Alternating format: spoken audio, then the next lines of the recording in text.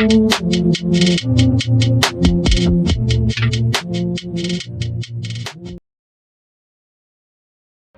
up YouTube, it's your boy FlyJV and welcome back to the channel. It's good to see you guys.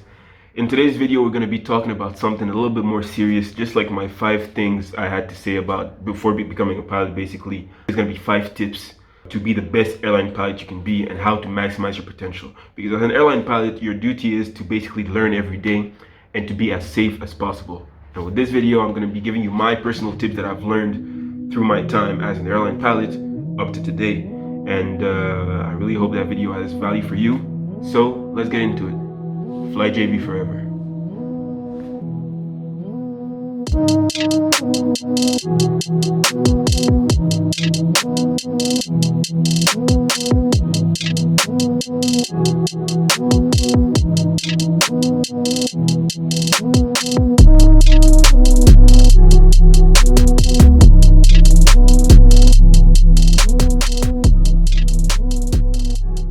So number one, you have to express everything that can affect the safety of your flight verbally. Basically, that's something that is known as having good CRM. CRM stands for Crew Resource Management. It's basically the communication you have with your team as a crew member, with your captain or first officer, if you're a captain, for example, and to be able to work cohesively as a team. So the reason I'm saying this is because on a flight, there's a lot of verbal and non-verbal cues that are limited because you're seated and you don't really look at each other face to face. So all the non-verbal cues and all the meta communication when it comes to body language and tonality can be misinterpreted because you're not really talking like you would be in a conversation normally. So basically, in the aircraft, you have to voice everything that is of concern to you. If something seems like it can affect the safety of the operation, if something that you see can have an effect, an impact on your current flight, you have to say it out loud. And the reason I'm saying this is because a lot of first officers believe that the captain always sees things before they do, and that is not something that you should assume, because everybody is human. If you see something and you believe that it can be dangerous or it's something that both of you should be aware of, just say it out loud. Even if he knows, it's better to just clarify and make sure, because he's the captain. If he sees it and he knows it's going to be a danger, he's going to take action. But if you see something and you see that he's not taking any action to prevent it, say it out loud. It costs nothing. Just open your mouth, literally. It will save everybody some trouble and it will be of benefit to you, the cabin crew, and the passengers who are paying money to be on your flight. It's for their safety. So always speak verbally. If you have any mode reversions on your flight, if you do any manipulations on the FCU or the MCP of your aircraft, whether it comes to changing a managed descent to an open descent, changing an open descent to a vertical speed descent, announce it. That's call out, that's standard call outs. But even things that are not standard, you have to still say them out loud. If a clearance is given to you by the ATC, you have to say it out loud with the captain to make sure that he's understood it. If you're putting a new squawk in, make sure he understands it as well. You know, you say these things out loud because you want to keep each other in the loop and you have to be helping each other to keep the flight safe. It's that simple. Good CRM. In threat and error management, there's a model called the Swiss cheese model, and it's basically multiple layers of cheese, basically with holes in them. And basically it says that an accident happens when all the holes align each other because of errors that are accumulated over time. So to break this cycle, you have to make sure that you're communicating. Communicating will be patching up these holes and making sure that an accident does not happen, because you're actively and proactively making sure that basically both of you are aware of what's going on. Number 2, so every time you have a new flight, 100% you can be learning something new from this flight. And what I mean by that is, for example, you'll be flying with a new captain. This captain flies differently from other captains because everybody is different and have a different way of flying, basically. So you have to pinpoint the strengths of this captain and use them to your advantage. Add them in your arsenal. Just like Bruce Lee said, add in what works for you and discard what doesn't work for you. It's literally that simple. If he flies his descent using vertical speed, look at the way he does it. Even if you don't understand it, study it. Try to understand it so you can use it as well in case one day you have to fly it with vertical speed instead of speed, you know? If you like to fly with managed descent all the time, it's a good way to open your mind and see the way other things work from another perspective, basically. It's literally that simple. Now, let's get into something more serious now. Let's say you're having a flight and you have an ECAM error, something that happens that you've never seen before. It can actually compromise the safety of the operation, but you have your ECAM actions and you take out your QRH, Quick Reference Handbook, and you see how to actually resolve this situation. The first time it happens to you, which will be that time, it will be kind of odd and difficult for you because you have to accommodate to the situation because it's completely new to you. But the captain's probably seen it before and he can help you doing, and you'll have to follow along and get it done properly.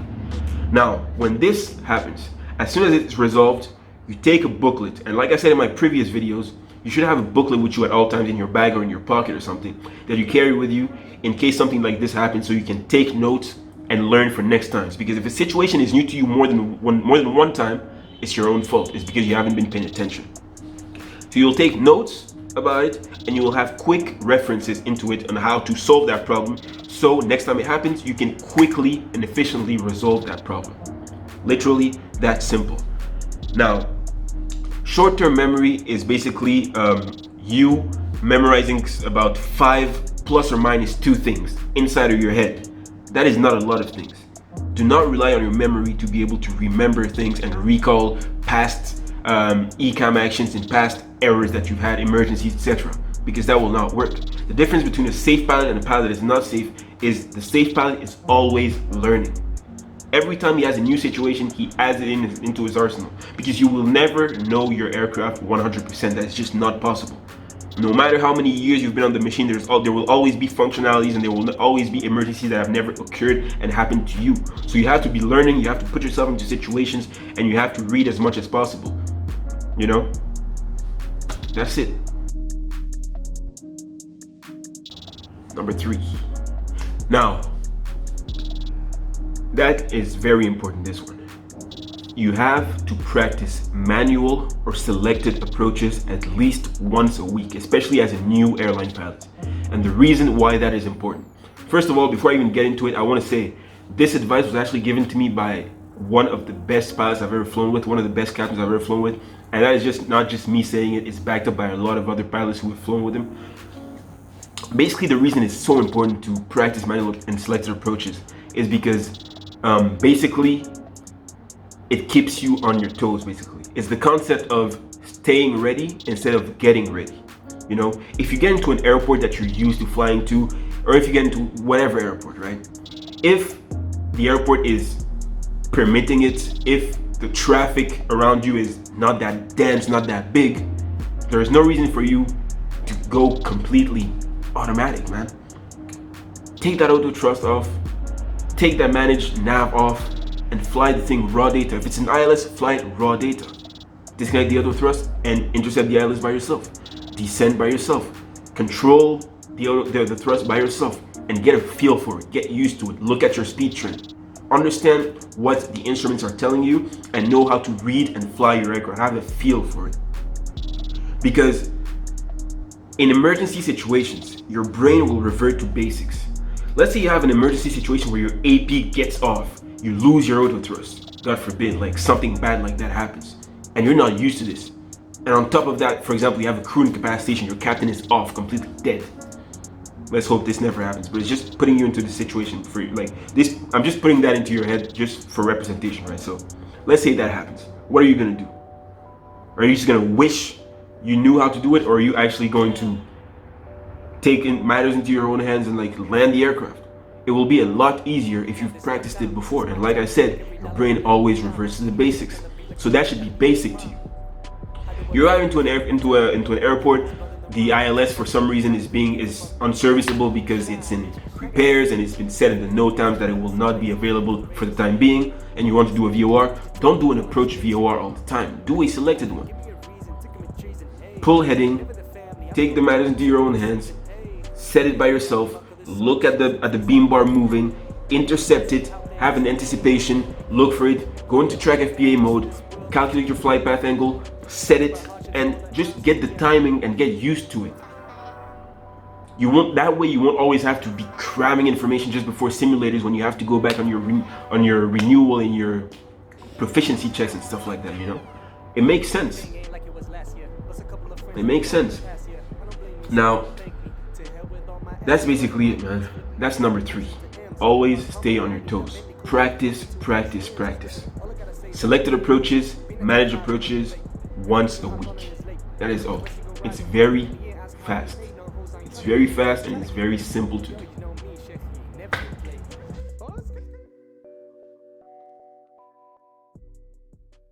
Number 4. Now, that is something that is a little bit tricky, but still it's very doable. Every time you prepare a flight, you have to prepare it meticulously, like it's your first time preparing it. The reason why that is hard is because as an airline pilot, when you get used to flying the same routes over and over again, going to the same airports, doing the same approaches, you become to get used to it. You become to get comfortable and rest on your laurels.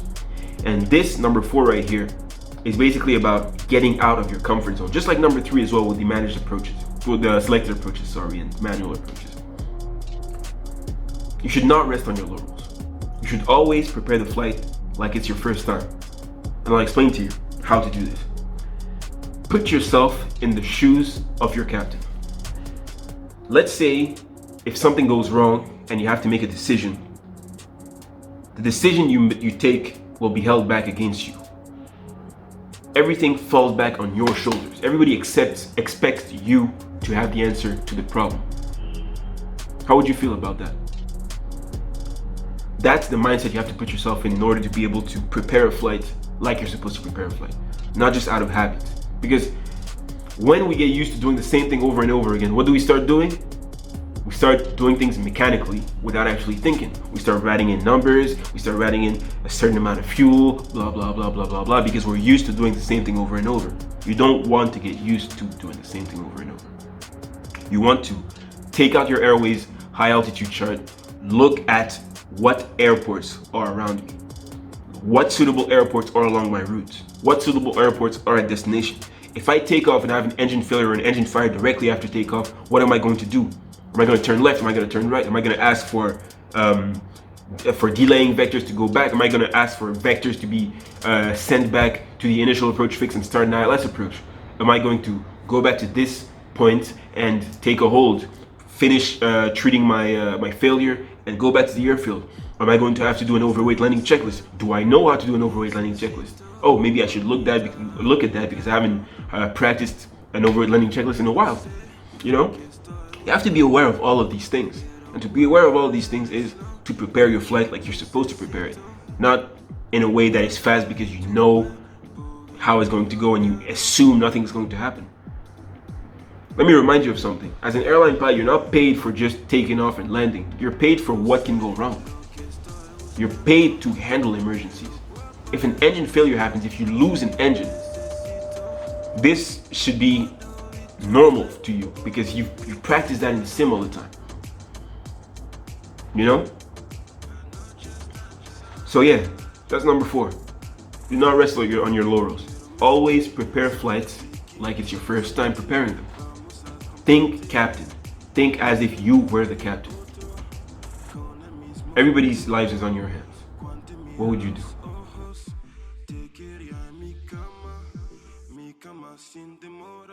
Number 5, last but not least. So, that's about briefings. So, when you do a briefing, what do? You basically say in an organized manner what you're going to be doing for departure, in case of emergency, and for approach and landing. Now, the way most people do, and that's the way to do it, is they memorize the template of a briefing. They learn it by heart, which is normal. But what starts to happen after you've done a lot of flights, a lot of legs, is that you start to recite like a poem. Words start to come out of your mouth without you being aware of what you were talking about. And that, my friend, is not good. And the reason that it's not good is because if you start to do that and just like start spreading words out of your mouth without knowing what you're talking about, if something actually happens, you will not know how to handle it, and you will start thinking about the situation as it's happening to you, which completely defeats the purpose of having a briefing, because the whole point of the briefing is to keep each other in the loop of what sequence of action we're going to take if this happens. So a good way I've devised, and I think a lot of people also do it, obviously, is when you're briefing, as you're saying stuff and as you're talking about the way you're going to deal with the situation, every time a relevant item, knob, or lever comes up, touch it. So let's take, for example, the safety emergency briefing, right? We'll be saying, okay, no actions below 400 feet AGL except gear up and sound warning. You'll touch the sound warning, but not actually push it, you just touch it. At 400 feet AGL, ECAM actions. At the engine acceleration altitude here of 1,600 feet AGL, and if engine secure, I will push the level off. You actually push the vertical speed button. Well, you don't actually push it, but you actually touch it, just to put that into your head. Push level off, vertical speed 0, stop ECAM, acceleration of the aircraft, clean up. You say clean up, you don't actually touch it. Let's say you're the PF, right? You're the pilot flying. You don't actually retract the flag, so you will look at the lever, at the flap lever, and just keep briefing. Acceleration cleanup. At green dot, open climb, MCT, continue ECAM until status. After takeoff climb checklist, any resets, read status. You see what you're following me right now? You see what I'm saying to you?